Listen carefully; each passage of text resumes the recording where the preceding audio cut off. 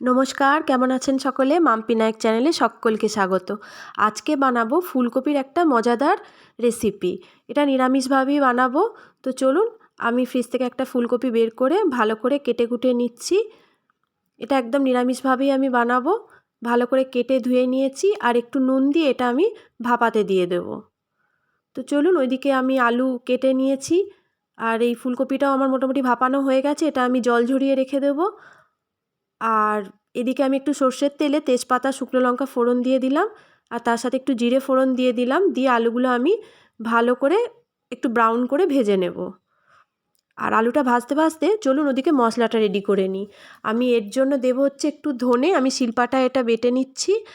আর আদা আর জিরে আর পোস্ত, এটাও আমি আলাদা করে শিলপাটায় বেটে নিলাম। দুটো মশলাকে আলাদা আলাদাভাবে বেটে নিলাম।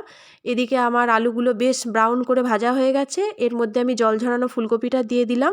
দিয়ে এটাও বেশ একটু লাল লাল হওয়া পর্যন্ত আমি এর সাথে নেড়েচেড়ে ভেজে নেব।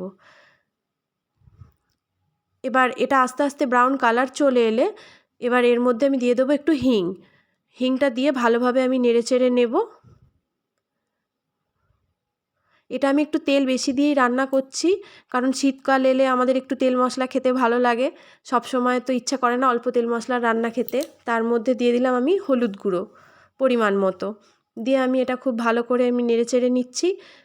তারপরে আমি দেব হচ্ছে কাশ্মীরি লঙ্কা গুঁড়ো, যে যেমন পরিমাণ মতো যতটা ঝাল খান দেবেন। তো আমি একটু বেশি পরিমাণই দিলাম, তার সাথে আমি অন্য লঙ্কা গুঁড়োও দিলাম। আর তার মধ্যে দিয়ে দিলাম আমি দুটো কেটে রাখা টমেটো।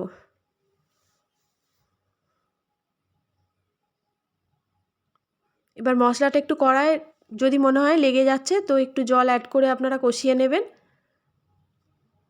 এবার কষাতে কষাতে এবার আমি দিয়ে দেবো হচ্ছে জিরে, পোস্ত আর যে আদাটা আমি বেটে রেখেছিলাম সেটা আমি দিয়ে দেবো। দিয়েই 30 সেকেন্ড মতো এটা আমি নাড়াচাড়া করব, কারণ পোস্ত আছে যেহেতু খুব একটা বেশি নাড়াচাড়া করলে টেস্টটা খুব একটা ভালো আসবে না। যার জন্য আমি খুব হালকা করে এটা দিয়ে নাড়াচাড়া করলাম।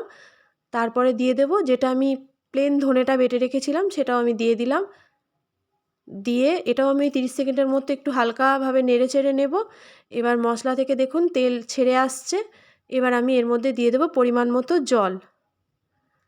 এবার পরিমাণ মতো জল দেওয়ার পরে, এটা খুব বেশি জল লাগবে না, কারণ যেহেতু ব্যাপারটা একদম কষানোই হবে, একদম কষা কষা হবে। তো সেই জন্য আমি অল্প পরিমাণ জল দিলাম। ফুলকপিটা আগে থেকে যেহেতু সেদ্ধ করা ছিল, আলুটাও মোটামুটি সিদ্ধ হয়ে এসছে। তার মধ্যে আমি দিয়ে দিলাম একটু টেস্ট ব্যালেন্সের জন্য চিনি আর কাঁচা লঙ্কা। আর নুনটা স্কিপ করে গেছি, নুনটাও আমি এর মধ্যে দিয়ে দিলাম। আর দিয়ে দিলাম মেথি পাতা, যেটাকে আমরা কসুরি মেথি বলি। তো মেথি পাতা দেওয়ার পর আমি এটা একটু ঢাকা চাপা দিয়ে দেব। এবার একটু ঢাকা চাপা দিয়ে দেওয়ার পরে মোটামুটি জলটা একটু টেনে আসবে। এবার জলটা টেনে আসলেই দেখুন বন্ধুরা, এটা একদম শুকনো শুকনো হয়ে গেছে। এবার এটা আমি নামিয়ে দেব, সার্ভ করে দেব। এটা আপনারা রুটি, লুচি, পরোটা বা ভাত যে কোনো কিছুর সাথেই এটা ভালো যাবে। আর টমেটোগুলো গোটা গোটাই থাকবে, এটা ভাতে বা পরোটা লুচির সাথে মেখে খেতে খুব ভালো লাগবে। যদি আপনাদের রেসিপিটা ভালো লাগে, একটা লাইক দিয়ে আমার পাশে থাকবেন। ধন্যবাদ।